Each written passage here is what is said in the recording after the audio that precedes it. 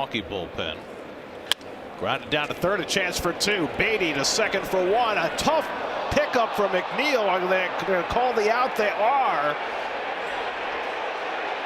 And then an overslide at second base by Hoskins. And we got some hard feelings as Hoskins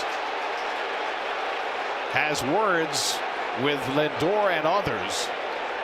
A hard slide by Hoskins. They called the out at second. Both benches have emptied. The bullpens are joining it as well.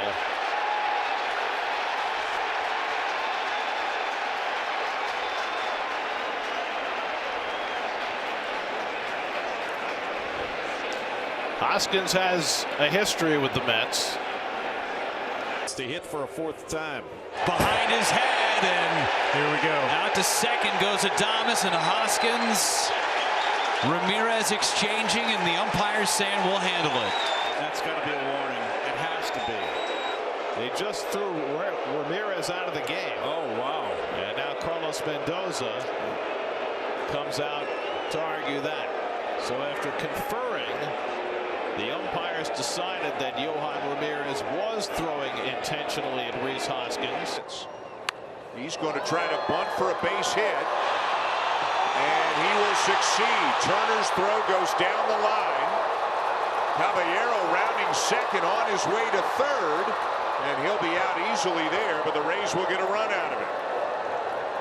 And oh, and some words. And now a shove as the Blue Jays get out there quickly to wrap up Genesis Cabrera, and the dugouts and the bullpens have cleared. These two ball clubs play a lot of tight games, and emotions oftentimes run pretty high. But it didn't take long for everybody to meet at third base. Look out here. A conversation between Willy Adames and James McCann. Didn't take much to spark a big-time disagreement. Bench is empty. Bullpen's empty.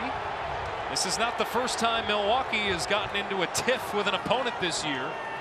James McCann, he's sticking up for his Orioles team. At the top it said Mamba mentality.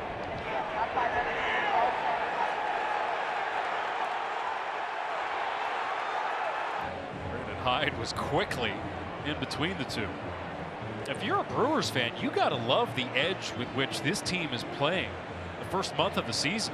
Well, some fireworks under the dome in Toronto. This is Jamie Navarro nailing Joe Carter. Now, it's a 5-0 lead for the Brewers at this point.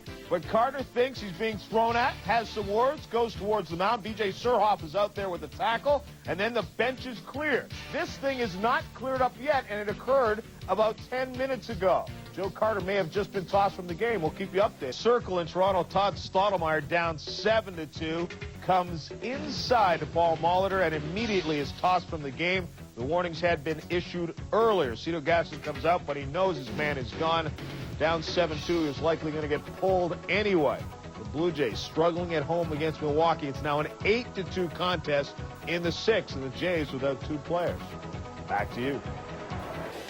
Life on Planet Reebok. There are no bean balls on Planet Reebok. Rick Wilkins gets hit by Wilson. Bench is empty and no damage done. Apparently, Base coach Reggie Smith stealing signs. Reds manager Ray Knight knows there's no official rule against it. It's just a baseball unwritten rule. Stealing signs, not cool. Smith has been accused of stealing signs by Merker before.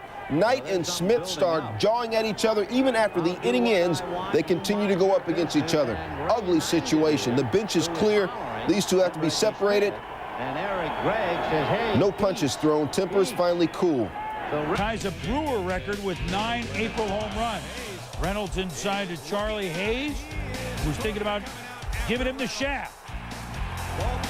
Nothing serious. See there? They all know that Stone Cold and The Rock are going to get together tonight. They just know it. Bottom of the ninth. Bottom of the eighth. 2-2 scored. Dennis Cook fade. Uh-oh. That's a balk. Runners advance to second and to third. And Cook, oh, his chili is running hot. Cook still facing Bernard, and he plunks him. Bernard and Cook, well, they would need to be separated. Bernard said, it hurt. I was kind of upset, and then added, I knew he wasn't throwing at me, but I got a right to stare at somebody. Then they had a big group stare. No punches were thrown. Bobby V told Cook after the fiasco ended, insert Armando. And all time on the Indians' home run list. Next batter, David Segui. And Hudson gets it high and tight and knocks Segui down. He dusts himself off, but it's not forgotten because first pitch, top 6, Bartolo Colon throws it Ben Grieve, and then just to make sure he knows what's going on, he lofts one over Grieve's head, and then the benches come out and decide maybe they want to talk or maybe they want to dance, but cool. And it kind of got out of control, and it's, you know, it's an embarrassing situation. I didn't get hit. Nobody got hit. No, everything's fine. Anybody got any questions on the game? You know, it was verbal, and I'm enough. You know, I think I'm certainly glad, and I think he's glad that it wasn't physical. No, there were no punches thrown. There were no punches thrown. I don't think John had a bloody nose. You know, I don't know how that would have happened. Brewer dugout, Johnny Estrada and Ned Yost screaming at each other. Tony Graffinino's got to push Estrada to the other end of the dugout. Brewers get squashed. Bill Hall said everybody's fine with everybody. Are they? You know, I think there was some frustration